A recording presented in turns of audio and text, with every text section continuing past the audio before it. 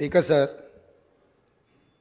కొంతమంది ఎన్ఆర్ఐస్కి ప్రజాస్వామిక స్ఫూర్తి అర్థము అవగాహన కాదు. మనం ప్రయత్నం చేసినా కూడా వారు తెలుసుకునే ప్రయత్నం చేయరు.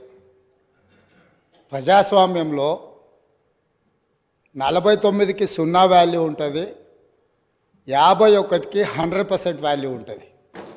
ఎందుకంటే 51% ఓట్లు, 51% నెంబర్ ఉన్న వాళ్ళు ప్రభుత్వాన్ని ఏర్పాటు చేస్తారు. 49% ఉన్నవాళ్ళు ప్రతిపక్షంగా కూర్చొని ప్రభుత్వం తీసుకునే పరిపాలనలో నిర్ణయాలను, శాసనాలను సహేతుకంగా విశ్లేషించి సలహాలు సూచనలు ఇస్తారు. సలహాలు సూచనలు ఒకవేళ ప్రభుత్వము పెడచెవిన పెడితే నిరసనలు, ధర్నాలు, రాస్తారోకలు చేస్తారు. అవసరమైతే ఆమరణ నిరాహార దీక్షలు చేసిన కూడా సందర్భాలు ఉన్నాయి.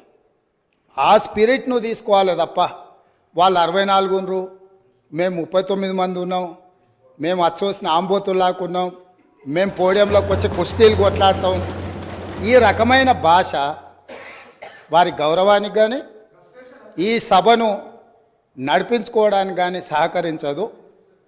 రెండవ అంశం, పదే పదే గత పాలన గురించి, గత ప్రభుత్వాల గురించి మాట్లాడుతున్నాను. సరే, వారు ఏం మాట్లాడతారో మొత్తం విన్నాక రిప్లై చేద్దాం అనుకున్నాను. కాకపోతే నా రిప్లై కోసం వారు తహతహలాడుతున్నారు. గత పాలనలో యూత్ కాంగ్రెస్ వైస్ ప్రెసిడెంట్గా కల్వకుంట్ల చంద్రశేఖరరావుకు అవకాశం ఇచ్చిందే కాంగ్రెస్ పార్టీ.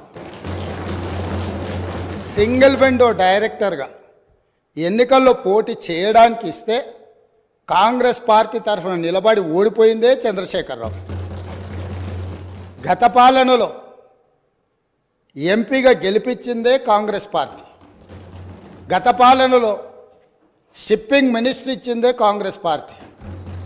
ఆ తర్వాత కార్మిక శాఖ మంత్రి ఇచ్చిందే కాంగ్రెస్ పార్టీ. అంతెందుకు, ఇక్కడ సభ్యుడు ఉన్నాడు, వారు కూడా వారి కుటుంబ సభ్యులే. ఎమ్మెల్యే కాకుండానే మంత్రిని చేసి తర్వాత ఎమ్మెల్యేగా ఎన్నిక చేయడానికి సహకరించిందే కాంగ్రెస్ పార్టీ. ఈరోజు వాళ్ళు ఏ పేరైతే వినోద్ అనుకుంటున్నారో ఆ రాజశేఖర రెడ్డి గారే ఆ మంత్రివర్గంలోనే గత ఆర్థిక శాఖ మంత్రి, సిద్దిపేట ఎమ్మెల్యే గారు ఎమ్మెల్యే పదవి లేకుండా మంత్రిగా ప్రమాణ స్వీకారం చేసిండ్రు. రాజశేఖర రెడ్డి గారి నాయకత్వమే దేశానికి బలమైన నాయకత్వం అని అందులో పనిచేసిండ్రు. మూడవది, పోతిరెడ్డిపాడు పొక్క పెద్దది చేసినప్పుడు కీర్తిశేషులు నాయన్ నరసింహారెడ్డి గారు కడప జిల్లా ఇన్ఛార్జ్ మినిస్టర్. ఆ రోజు కొట్లాడింది పోతిరెడ్డిపాడు మీద కీర్తిశేషులు పి జనార్దన్ రెడ్డి గారు. పోతిరెడ్డిపాడు పొక్క పెద్దది చేసినప్పుడు ఇక్కడ ఉన్నోళ్ళు ఎవరు ప్రాణత్యాగాలు చేస్తామని ఎవరు కొట్లాడలే, ఎవరు మాట్లాడలే. సొంత పార్టీ, సొంత ప్రభుత్వం ఉన్న తెలంగాణ ప్రజల హక్కులను భంగం కలిగించొద్దు, కృష్ణానది జలాలలో మా వాటా మాకు ఉండాలి, మా వాటాను ఎవరు తీసుకెళ్ళినా మేము ఒప్పుకోమని కొట్లాడింది ఆనాటి నాయకుడు పి జనార్దన్ రెడ్డి గారు మాట్లాడినారు తప్ప వీళ్ళు కాదు.